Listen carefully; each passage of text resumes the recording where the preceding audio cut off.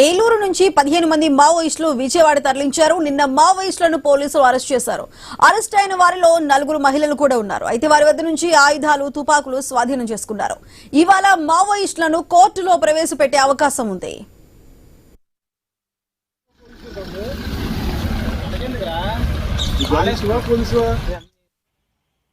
అయితే మావోల అరెస్టుకు సంబంధించి మరింత సమాచారాన్ని మా ప్రతినిధి భార్గవ్ అందిస్తారు. భార్గవ్, చెప్పండి, నిన్న అరెస్ట్ చేసిన మావోయిస్టులకు సంబంధించి ఈ రోజు కోర్టుకు తరలిస్తున్నారు.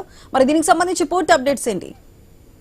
సుధా, అటు నిన్న మారేడుమిల్లిలో జరిగిన ఎన్కౌంటర్ తర్వాత రాష్ట్ర వ్యాప్తంగా అన్ని ప్రాంతాల్లో కూడా పోలీసులు చేసినటువంటి దాడుల్లో మొత్తం అటు కాకినాడ, ఏలూరు, విజయవాడ, కృష్ణా జిల్లాల్లో అరెస్ట్ చేశారు. మొత్తం 50 మంది వరకు కూడా అరెస్ట్ చేశారు. అందులో 15 మందిని ఏలూరు నగరంలోనే అరెస్ట్ చేసిన పరిస్థితి కూడా ఉంది. ఏలూరు నగరం శివారులో ఉన్నటువంటి గ్రీన్ సిటీలో ఒక భవనంలో కూడా మొత్తం 15 మందిని పోలీసులు, అలాగే ఆక్టోపస్ దళాలు, భద్రతా దళాలు అందరూ కూడా చుట్టుముట్టి వారందరినీ కూడా 15 మందిని చాకచక్యంగా అరెస్ట్ చేసి వారి నుంచి పలు ఆయుధాలు కూడా స్వాధీనం చేస్తున్నారు.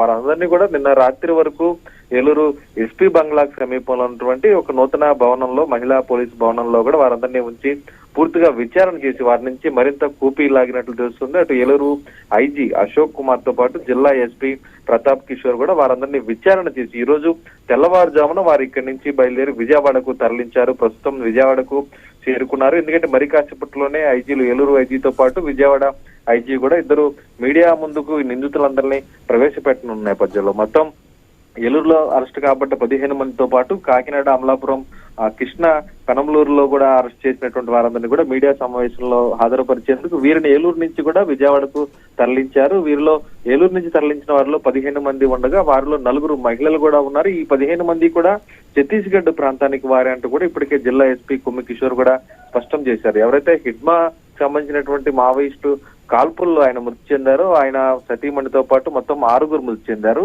మిగిలిన వారు దాదాపు ఇప్పటి వరకు 50 మంది వరకు కూడా పట్టుపడగా ప్రస్తుతం వీరందరినీ విజయవాడ తరలించారు. మరి కాసేపట్లోనే విజయవాడలో మీడియా సమావేశంలో పూర్తి వివరాలు వెల్లడించిన తర్వాత మళ్ళీ తిరిగి ఏలూరులో అరెస్ట్ చేసిన 15 మందిని కూడా ఏలూరు తీసుకువచ్చి ఇక్కడ న్యాయస్థానంలో కూడా హాజరుపరచనున్నారని కూడా చెప్పుకోవచ్చు. అయితే దీని మేరకు దర్యాప్తు మేరకు మరింత మందిని కూడా అరెస్ట్ చేయాల్సినటువంటి అవసరం ఉంది. దాదాపు మరొక 150 మంది వరకు హిడ్మా బృందానికి చెందినటువంటి సభ్యులు గాని, సానుభూతి పరులు గాని, ఇన్ఫార్మర్లు గాని రాష్ట్రంలోని అనేక ప్రాంతాల్లో తలదాచుకున్నారు. అడవుల నుంచి పారిపోయే సమాచారం నేపథ్యంలో వీరిని మళ్ళీ పోలీసులు కూడా వారిని కోర్టులో హాజరుపరిచిన తర్వాత కోర్టు అనుమతి మేరకు విచారణ ఇంకా కొనసాగించేటువంటి పరిస్థితి ఉంది. సుధా.